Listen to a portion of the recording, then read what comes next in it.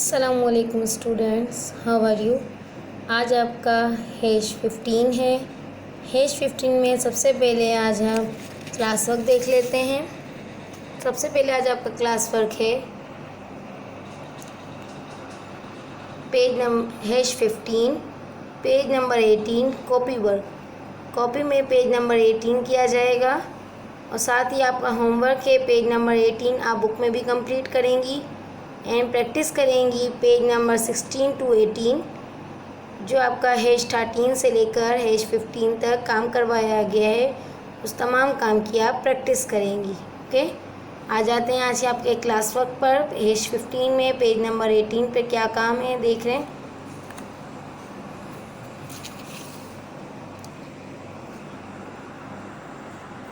Page number 18 ordering fraction. Ordering fraction, ठीक है। सबसे पहला क्वेश्चन है question number 5, right these in ascending order, look carefully at the denominator. Girls अब students आप देख रहे हैं आपका डिनोमिनेटर चेंज है, इसका मतलब क्या है, ये अनलाइक फ्रैक्शन है और न्यूमरेटर सेम है। न्यूमरेटर सेम है और डिनोमिनेटर चेंज है। अब आपको अनलाइक फ्रैक्शन के असेंडिंग ऑर्डर और डिसेंडिंग ऑर्डर करने हैं। सबसे पहले मैं आपको बता दूं कि अगर डिनोमिनेटर चेंज होता है तो उसका असेंडिंग ऑर्डर थोड़ा डिफरेंट होता है। पीछे क्लास में हेज 14 में हमने क्या पढ़ा था ये देखें ज़रा। अनलाइक फ्रैक्शन की दोबारा डेफिनेशन पढ़ रही हूँ।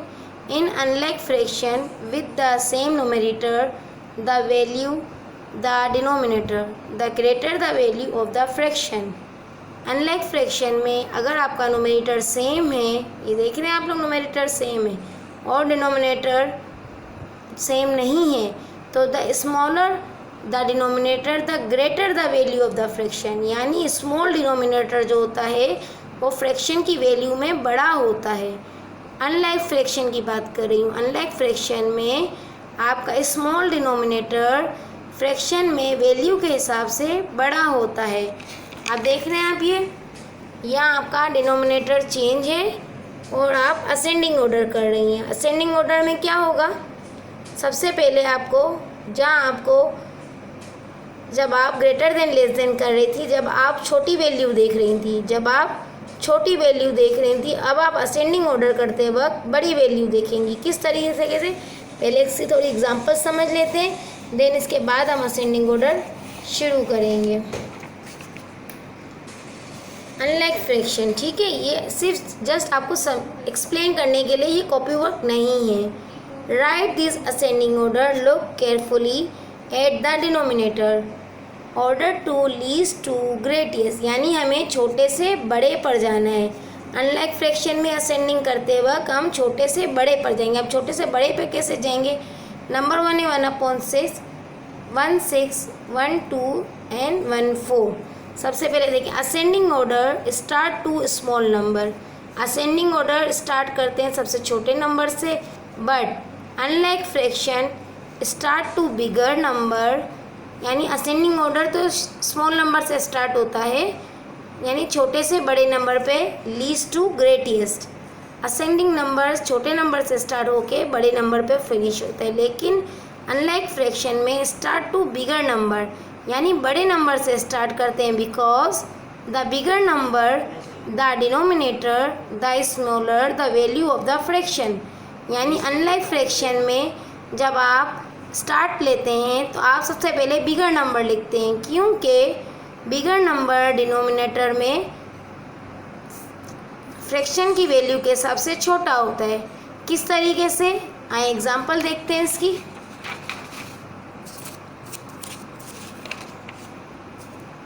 सपोज करें आपका क्वेश्चन है 1/6, 1/2, 1/4। ये देखें, सबसे पहले हमने इसका एलसीएम निकाला। आपके पास ये जो 3 छोटे नंबर हैं नीचे डिनोमिनेटर में, इन तीनों नंबरों को हमने एलसीएम में लिखा 6, 2, 4। अब हम चेक करते हैं कि 6, 2 और 4 एक ही टेबल में कब आता है। हमने चेक किया 2 3 ज़ा 6, 2 1 ज़ा 2, देन 2 2 ज़ा 4।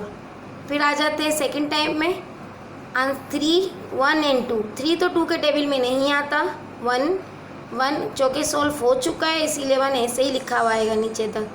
देन 2 के टेबल में 2 आते किस टाइम 1 ज़ा 2 1 ज़ा 2 लिख दिया, ये दोनों सॉल्व हो चुके।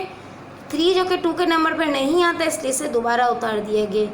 अब 3 के टेबल में चेक करते हैं, 3 सिर्फ 3 के टेबल में ही आते हैं, 3 1 ज़ा 3। इस तरीके से ये तीनों सॉल्व हो चुके। अब आपके पास एलसीएम में नंबर कौन कौन से है 2 2 देन 3। हमने नीचे लिखा 2 2 एंड 3, 2 2 ज़ा 4 देन 4 3 ज़ा 12। एलसीएम का क्या आंसर आया 12। इसके बाद हम आते हैं, हमने दोबारा यही नंबर फ्रैक्शन नीचे उतार दिया। अब हम देख रहे हैं कि जो एलसीएम का 12 आंसर आया है वो किस टेबल में कहाँ पड़ा था। जैसे आप सपोज करें 6 है तो 6 के टेबल में 12 कब आता है 2 ज़ा। पहले ही मैंने आपको बताया था कि जब हम मल्टीप्लाई करते हैं नोमिनेटर और डिनोमिनेटर को तो हम सेम नंबर से मल्टीप्लाई करते हैं, आपको पिछली क्लासेस में ये बताया गया था।